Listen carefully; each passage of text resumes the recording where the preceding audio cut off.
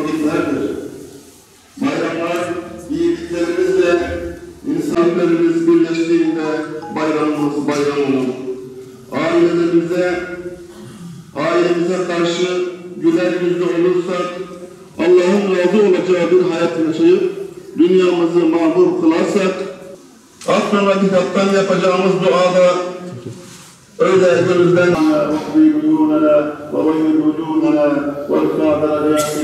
varlığı kuşatan, bize bütün nimetler bahşeden, bizi imanla onun haline, ashabına gönderiyoruz. Haberdar eyle Allah'ım. Ya Rabbi, şu mübarek Ramazan bayramı sabahında huzuruna geldik. Biz ona hediye edip haberdar eyle Allah'ım. Bu mübarek bayram sabahında canımızda amin, amin diye ileride bulunan bütün cemaatimizin sevgi, kalplerimizin gıdası, ruhlarımızın şifası, kabul edilen bütün kardeşlerimize bunu eyle. Biz de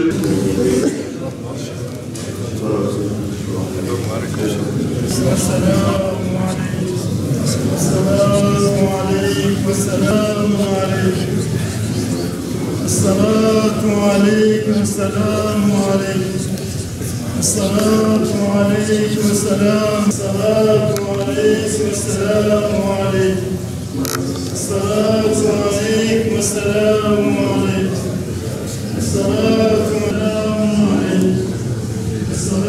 عليك والسلام عليك السلام عليك الصلاة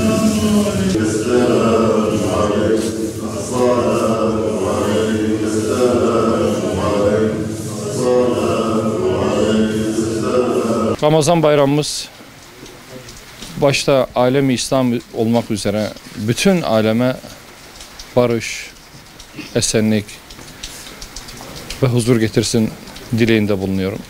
Rabbim tuttuğumuz oruçları kabul buyursun.